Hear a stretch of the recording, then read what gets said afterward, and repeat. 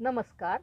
ज्ञान, विज्ञान व सुसंस्कार यासाठी शिक्षण प्रसार या ध्येयानं प्रेरित होऊन शिक्षणाची ज्ञानगंगा दारोदारी पोहोचवणारे शिक्षण महर्षी डॉक्टर बापूजी साळुंखे, संस्था माता सुशीलादेवी साळुंखे, लाल बहादूर शास्त्री व स्वामी विवेकानंद यांच्या पवित्र स्मृतीला विनम्र अभिवादन करते व मी माझ्या व्याख्यानाला सुरुवात करते. या संस्थेचे कार्याध्यक्ष माननीय Abhaykumarji Salunkhe, secretary madam Bhagwati Shubhangitai Gawade madam, तसेच अर्थ प्रशासनाचे सहसचिव प्राचार्य डॉक्टर राजेंद्र शेजवळ सर, लाल बहादूर शास्त्री महाविद्यालय सातारा या सर्व पदाधिकाऱ्यांचा एक आग्रह असतो की श्री स्वामी विवेकानंद संस्थेतील प्रत्येक गुरुदेव कार्यकर्ता हा उपक्रमशील असला पाहिजे. यांनी अद्ययावत ज्ञान आत्मसात केलं पाहिजे व ते ज्ञान हे आपल्या विद्यार्थ्यांच्यापर्यंत पोहोचवलं पाहिजे. त्या अनुषंगानं संस्था ही वेगवेगळ्या उपक्रमांचं आयोजन करत असते. त्याचाच एक भाग म्हणून संस्थेने ज्युनियर कॉलेज विद्या समितीचे आयोजन केले आहे. ज्युनियर कॉलेज विद्या समितीच्या अंतर्गत राज्यशास्त्र अभ्यास मंडळाची नियुक्ती करण्यात आलेली आहे. या राज्यशास्त्र अभ्यास मंडळाचे चेअरमन प्राध्यापक श्री बी.एस. खोत सर यांच्या नेतृत्वाखाली व मार्गदर्शनाखाली राज्यशास्त्र विषयाच्या प्राध्यापकांनी शैक्षणिक व्हिडिओ तयार केलेले आहेत आणि मग या अंतर्गत वेगवेगळ्या विषयावर व्याख्यानं देण्यात आलेली आहेत. या अंतर्गत मी प्राध्यापिका मृणाल कुलकर्णी मॅडम इयत्ता 11वी कला शाखेसाठी राज्यशास्त्र विषयाचे व्याख्यान देत आहे.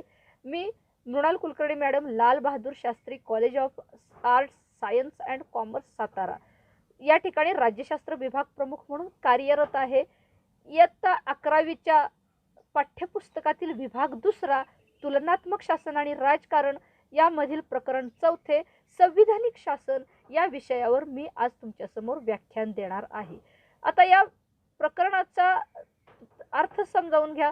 नावाचा अर्थ संविधानिक शासन म्हणजे संविधानानुसार चालणारं शासन म्हणजे संविधानिक शासन होय.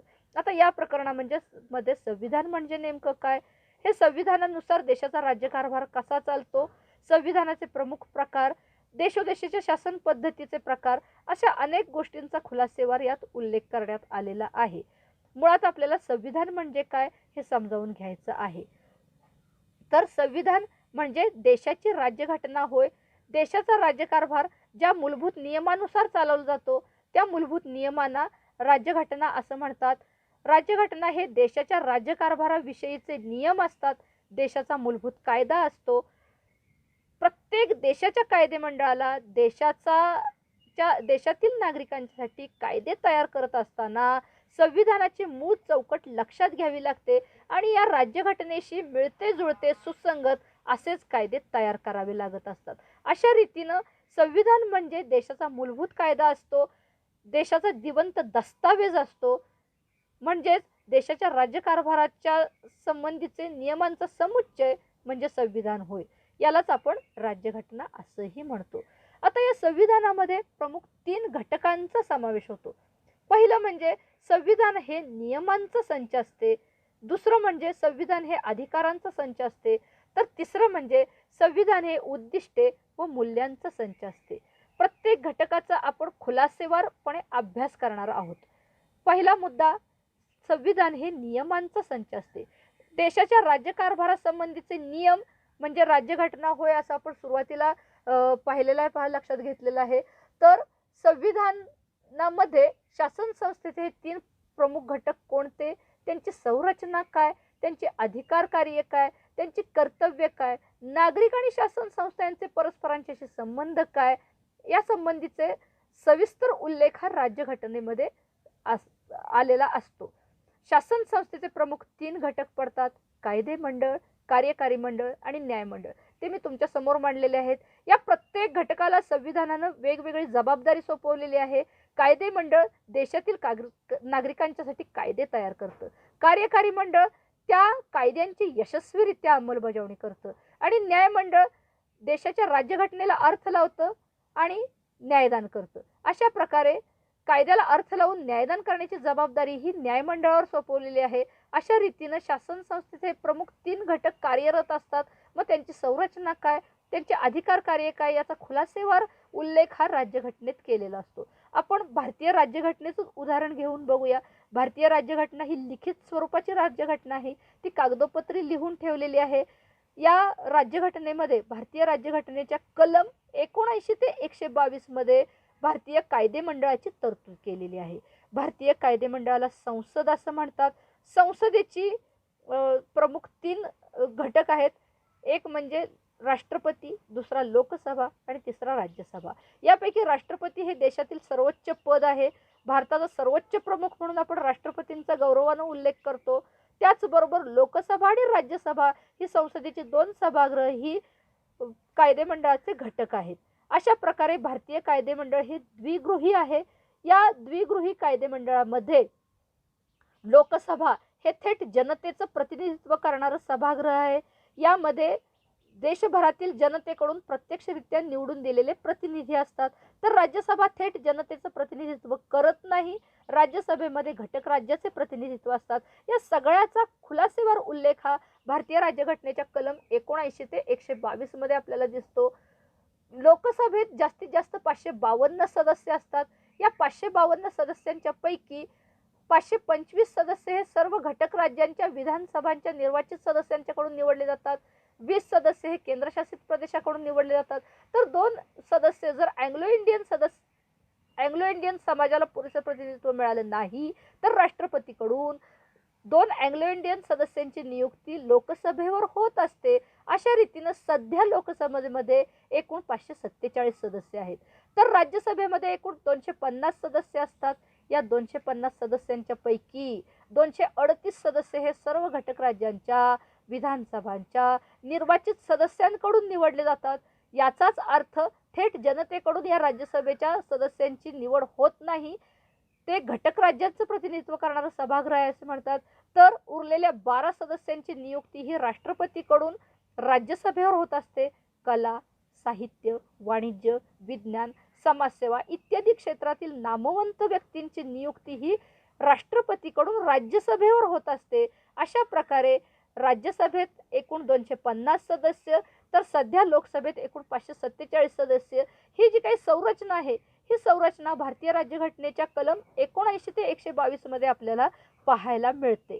त्याचबरोबर देशाचं कायदे मंडळ, कार्यकारी मंडळ आणि न्यायमंडळांचे अधिकार कार्य काय याचाही खुलासेवार उल्लेख आपल्याला भारतीय राज्यघटनेच्या कलम 79 ते 122 मध्ये पाहावयास मिळतो. या कायदे मंडळाची कार्य काय आहेत तर देशाच्या नागरिकांच्यासाठी कायदे तयार करणे, नवीन कायदे तयार करणं, जुने कायदे दुरुस्त करणं किंवा कालबाह्य नको असलेले कायदे हे रद्द करणं हे कायदे मंडळाची कार्य आहेत. त्याचबरोबर भारतीय राज्यघटनेच्या मध्ये परिस्थितीनुसार बदलत्या काळानुसार बदल घडवून आणणं म्हणजे हाच घटना दुरुस्तीचा अधिकार असं म्हणतात. त्याचबरोबर देशाच्या कार्यकारी मंडळावर देखरेख आणि नियंत्रण ठेवण्याचं काम कायदे मंडळ करत असतं. हे झाली त्याची कार्यकारी विषयक कार्य. ही कार्यकारी विषयक कार्याचा उल्लेख हा भारतीय राज्यघटनेच्या कलम 79 ते 122 मध्ये करण्यात आलेला आहे. त्याचबरोबर आणीबाणी विषयक राष्ट्रपतीने घोषित केलेल्या आणीबाणीला अंतिम मंजुरी द्यायचा अधिकार सुद्धा संसदेला असतो. हा आणीबाणी विषयक अधिकार न्यायाधीशांनी सर्वोच्च आणि उच्च न्यायालयाच्या न्यायाधीशांनी जर काही गैरवर्तन केलं तर त्यांना त्यांच्या पदावरून काढून टाकण्यासाठी संसदेत महाभियोगाचा खटला दाखल केला जातो. हा महाभियोगाचा खटला जर संसदेनं बहुमतानं मंजूर केला तर दोषी न्यायाधीशाला त्यांच्या पदावरून पदच्युत केलं जातं. म्हणून याचाच अर्थ दोषी न्यायाधीशांच्या विरुद्ध महाभियोगाचा खटला मंजूर करण्याचा अधिकार सुद्धा कायदे मंडळाला असतो. असे जे काही कायदे मंडळाचे अधिकार आहेत हे कायदे मंडळाचे अधिकार भारतीय संविधानात खुलासेवारपणे, स्पष्टपणे, तपशीलवारपणे नमूद करण्यात आलेले आहेत, स्पष्ट करण्यात आलेले आहेत. आता कार्यकारी मंडळ हा घटक, भारताच्या कार्यकारी मंडळाचा उल्लेख भारतीय राज्यघटनेच्या कलम 52 ते 78 मध्ये करण्यात आलेला आहे. कार्यकारी मंडळाचेही 3 घटक आहेत, राष्ट्रपती, पंतप्रधान आणि त्यांचं मंत्रिमंडळ. मग राष्ट्रपतीची नियुक्ती कशी होते, पंतप्रधानांची नियुक्ती कशी होते, या पद्धतीचं पंतप्रधानांचे अधिकार कार्य काय या सर्वांचा स्पष्ट उल्लेख भारतीय राज्यघटनेच्या कलम 52 ते 78 मध्ये आपल्याला पाहावयास मिळतो. अशा रीतीनं कार्यकारी मंडळाची ही रचना कशी, त्यांचे अधिकार कार्य काय, पंतप्रधानांचे अधिकार कार्य काय याचा खुलासेवार उल्लेख आपल्याला भारतीय राज्यघटनेच्या कलम 52 ते 78 मध्ये सापडतो. त्याचबरोबर न्यायमंडळ हा शासन संस्थेचा 3रा घटक होय. कायद्याला अर्थ लावणं आणि न्यायदान करण्याचं काम हे न्यायमंडळ करत असतं. भारतात न्यायव्यवस्थेची उतरंड आपल्याला पाहावयास मिळते. भारतीय न्यायव्यवस्थेच्या सर्वोच्च पदावर, शिखर पदावर सर्वोच्च न्यायालय आणि त्याच्या खालोखाल मग उच्च न्यायालय, त्याच्या पाठोपाठ जिल्हा न्यायालय आणि त्याच्या पाठोपाठ कनिष्ठ न्यायालय अशी जी न्यायव्यवस्थेची उतरंड दिसते, ही उतरंड किंवा ही न्यायव्यवस्थेची संरचना ही भारतीय राज्यघटनेच्या कलम 124 ते 214 मध्ये स्पष्टपणे मांडण्यात आलेली आहे. न्यायव्यवस्थेच्या शिखर पदावर सर्वोच्च न्यायालय आहेत. मग या सर्वोच्च न्यायालयाची रचना कशी असते, त्याचे अधिकार कार्य काय, प्रत्येक घटक राज्यातील उच्च न्यायालयाची रचना, अधिकार कार्य, त्याचबरोबर कनिष्ठ न्यायालयांची रचना, अधिकार कार्य या सर्वांचा स्पष्ट उल्लेख भारतीय राज्यघटनेच्या घटना कलमांमध्ये 124 ते 214 मध्ये आपल्याला पाहावयाला मिळतो. अशा रीतीनं उच्च न्यायालय अशा प्रकारे शासन संस्थेचे 3 घटक आणि त्यांची रचना यांचा स्पष्ट उल्लेख राज्यघटनेमध्ये आढळतो. त्याचबरोबर हे शासन संस्थेचे अधिकार कर्तव्य काय याचाही उल्लेख या संविधानामध्ये आपल्याला पाहावयाला मिळतो. आणखी एक, शासन संस्थेच्या 2 घटकांचं 3ऱ्या घटकांच्यावर कशा प्रकारे नियंत्रण असतं याचाही सविस्तर उल्लेख हा राज्यघटनेमध्ये आपल्याला पाहावयास मिळतो. उदाहरणार्थ आता भारताचं उदाहरण घेऊन आपण बघायचं आहे. भारताच्या शासन संस्थेचे 3 घटक कायदे मंडळ, कार्यकारी मंडळ आणि न्याय मंडळ. यापैकी कायदे मंडळ आणि कार्यकारी मंडळ यांचं नियंत्रण न्यायमंडळावर असतं. कसं ते आपण पाहूया. उदाहरणार्थ सर्वोच्च न्यायालयाच्या व उच्च न्यायालयाच्या न्यायाधीशांनी जर काही गैरवर्तन केलं तर त्यांना त्यांच्या पदावरून दूर करण्यासाठी त्यांच्या विरुद्ध संसदेत महाभियोगाचा खटला दाखल केला जातो आणि तो जर संसदेनं 2/3 बहुमतानं मंजूर केला तर दोषी न्यायाधीशाला पदावरून काढून टाकलं जातं. याचाच अर्थ कायदे मंडळाचं हे न्यायमंडळावर थेट नियंत्रण असतं. कार्यकारी मंडळाचं न्यायमंडळावर कशा पद्धतीनं नियंत्रण असतं तर कार्यकारी मंडळाचा महत्त्वाचा घटक म्हणजे राष्ट्रपती. राष्ट्रपती हे देशाचे सर्वोच्च प्रमुख आहेत आणि मग या सर्वोच्च प्रमुखांच्या कडूनच म्हणजे राष्ट्रपतीकडूनच भारतात सर्वोच्च आणि उच्च न्यायालयाच्या न्यायाधीशांच्या नेमणुका होत असतात. अशा रीतीनं भारताचं कार्यकारी मंडळ हे न्यायमंडळावर देखरेख आणि नियंत्रण ठेवत असतं. तुम्हाला नमुन्यादाखल मी सांगितलं, कायदे मंडळ आणि कार्यकारी मंडळांचं न्यायमंडळावर अशा पद्धतीनं नियंत्रण राहतं. म्हणजे 2 घटकांचं 3ऱ्या घटकांच्यावर अशा पद्धतीनं नियंत्रण राहतं. या सर्व घटकांचा खुलासेवार उल्लेख हा संविधानात आढळतो. अशा प्रकारे संविधान हे नियमांचा संच असतं. देशाचा राज्यकारभार कोणत्या पद्धतीनं चालतो याचं खुलासेवार स्पष्टीकरण हे राज्यघटनेमध्ये असते. म्हणून राज्यघटनेला नियमांचा संच असे म्हणतात. आता दुसरा घटक आपल्याला समजावून घ्यायचा आहे. संविधान हा अधिकारांचा संच असतो. संविधानामध्ये नागरिकांना राज्यघटनेनं जे काही मूलभूत अधिकार दिलेले असतात ते मूलभूत अधिकार खुलासेवारपणे स्पष्ट केलेले असतात. भारताचं उदाहरण आपण घेऊन बघूया. भारतीय राज्यघटनेच्या कलम 12 ते 35 मध्ये या मूलभूत अधिकारांचा स्पष्टपणे उल्लेख केलेला आहे आणि केवळ भारतीय राज्यघटनेनं नागरिकांना मूलभूत अधिकार दिलेत असंच नाही तर त्याच्याही पुढे जाऊन या नागरिकांच्या मूलभूत अधिकारांचं रक्षण करण्याची जबाबदारी ही न्यायमंडळावर सोपवण्यात आलेली आहे आणि त्याचाही उल्लेख भारतीय राज्यघटनेमध्ये स्पष्ट दिसतो. तर एक उत्सुकता म्हणून आपण जाणून घेऊया, भारतीय राज्यघटनेने नागरिकांना कोणकोणते मूलभूत अधिकार दिलेले आहेत. भारतीय राज्यघटनेने भारतातील नागरिकांना प्रमुख 6 मूलभूत अधिकार दिलेले आहेत. त्यातला पहिला अधिकार म्हणजे समतेचा अधिकार. समतेच्या अधिकाराचा उल्लेख भारतीय राज्यघटनेच्या कलम 14 ते 18 मध्ये आपल्याला पाहायला मिळतो. यानुसार भारतात प्रत्येक नागरिक हा कायद्यासमोर समान आहे. कायद्यासमोर समानता, भेदभावास बंदी, समान संधी, अस्पृश्यता निवारण आणि पदव्यांचे संपुष्टीकरण ही प्रमुख 5 वैशिष्ट्ये ही समतेच्या अधिकाराची वैशिष्ट्ये मानली जातात. ती भारतीय राज्यघटनेच्या कलम 14, 15, 16, 17 आणि 18 मध्ये खुलासेवाररित्या नमूद करण्यात आलेले आहेत. भारतात कायद्यासमोर सर्व नागरिक समान असतात हे 14व्या घटना कलमात सांगितलेलं आहे. भारतात सार्वजनिक ठिकाणी भेदभावास कडक बंदी करण्यात आलेली आहे हे कलम 15 मध्ये सांगण्यात आलेले आहे.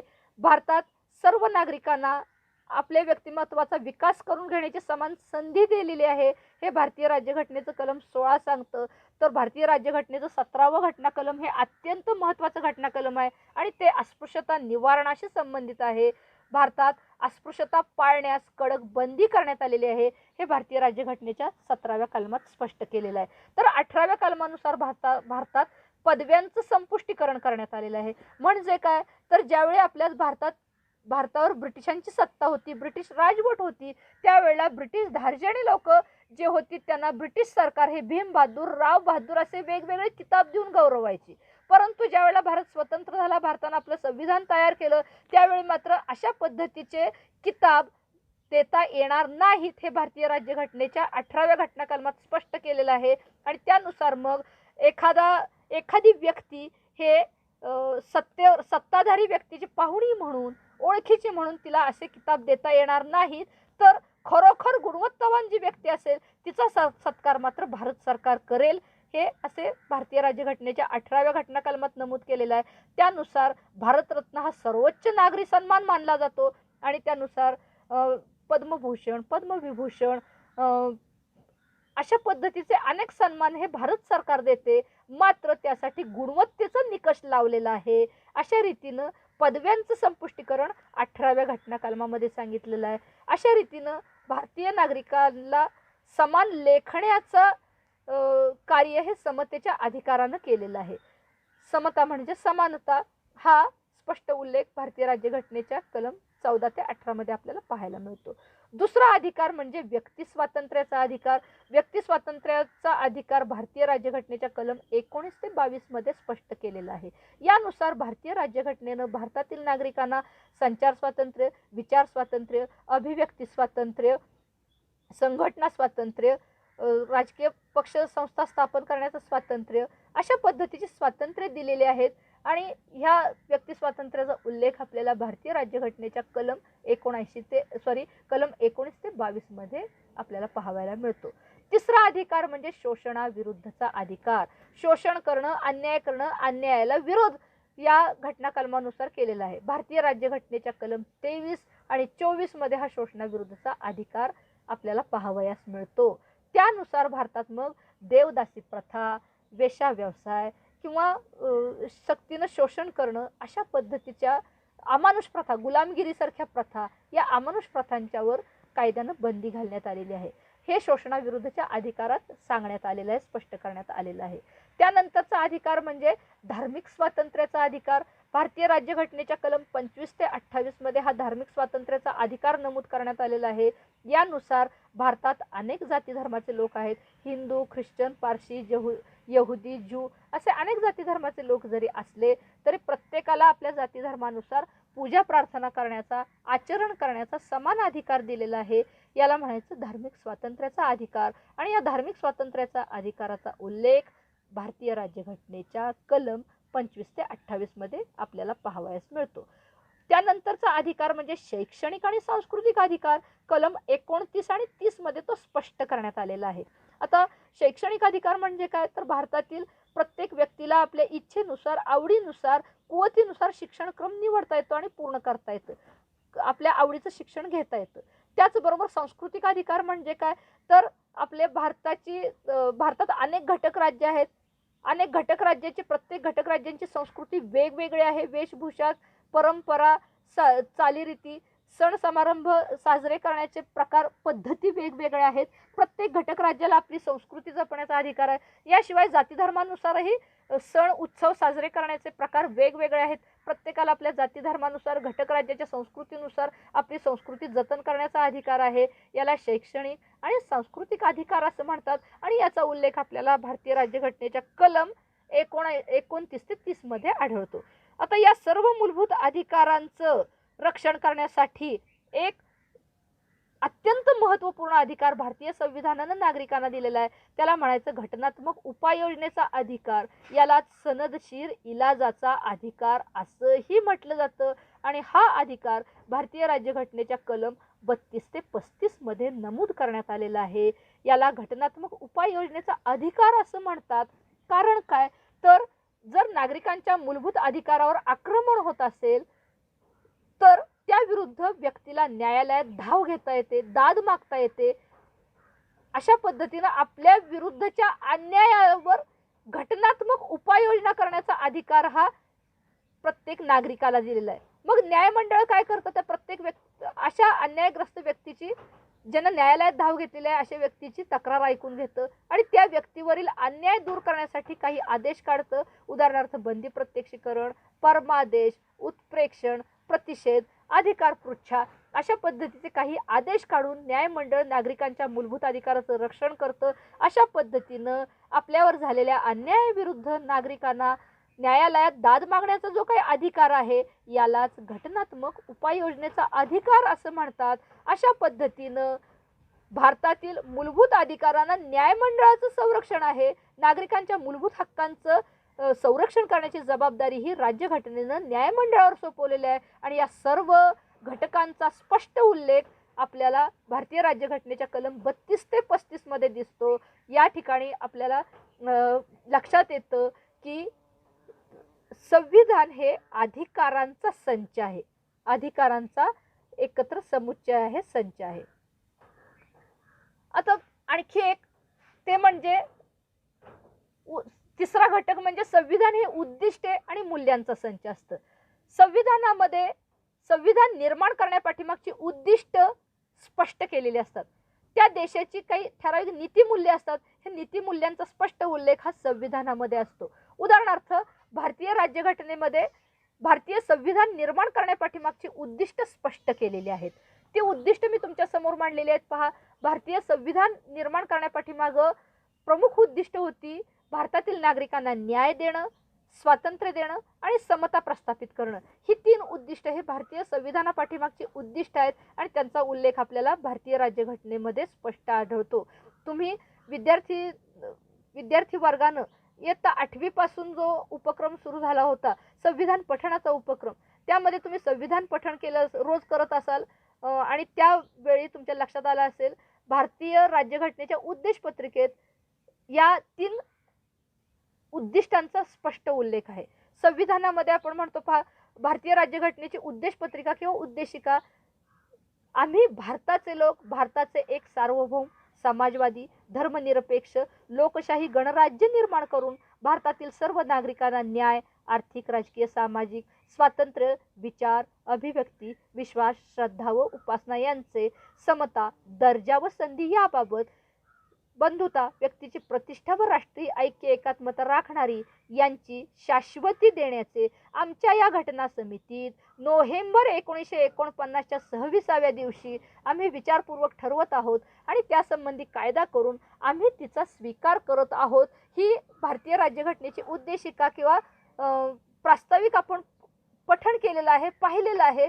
तर या उद्देशिकेमध्ये म्हणजेच प्रास्ताविकेमध्ये भारतीय संविधान निर्मितीमागचा स्पष्ट उद्दिष्टांचा उल्लेख त्यात आपल्याला आढळतो. न्याय, स्वातंत्र्य, समता ही भारतीय संविधान निर्मितीमागची उद्दिष्ट त्यात स्पष्ट करण्यात आलेली आहेत. आता हे झालं लिखित राज्यघटनेच्या बाबतीत. संविधानाचे प्रमुख 2 प्रकार, पहिलं म्हणजे लिखित राज्यघटना आणि दुसरं म्हणजे अलिखित राज्यघटना, म्हणजेच लिखित संविधान आणि अलिखित संविधान. लिखित संविधान हे कागदोपत्री लिहून ठेवलेलं असतं, या उलट अलिखित संविधान हे कागदोपत्री लिहून ठेवलेलं नसतं. मग अलिखित संविधानाबद्दलचं काय, तर अलिखित संविधानात सुद्धा काही भाग हा लिखित स्वरूपात असतो, तर काही भाग हा रूढी, परंपरा, चालीरीती, संकेत याच्या आधारे त्या देशाचा राज्यकारभार चालवला जातो. आपण इंग्लंडचं उदाहरण घेऊन बघूया. युनायटेड किंगडममध्ये राजा किंवा राणी यांना पंतप्रधानाच्या नियुक्तीचा अधिकार दिलेला आहे. म्हणजेच या ब्रिटिश पार्लमेंटच्या कनिष्ठ सभागृहात, कॉमन सभागृहामध्ये ज्या राजकीय पक्षाला स्पष्ट बहुमत मिळते त्या राजकीय पक्षाची नियुक्ती पंतप्रधान म्हणून होत असते.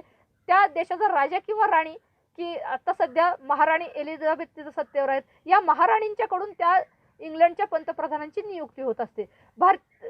इंग्लंडच्या संविधानामध्ये याचा कुठेही स्पष्ट उल्लेख नाही, परंतु या घटनेची रूढी परंपरेच्या आधारेच अंमलबजावणी यशस्वीरित्या होत असते. याचा अर्थ काही देशांचं संविधान जरी अलिखित असलं तरी त्यातील थोडासा भाग लिखित असतो आणि उरलेला त्या देशाचा राज्यकारभार, चालीरीती, रूढी, परंपरा, संकेत या आधारे चालवला जात असतो.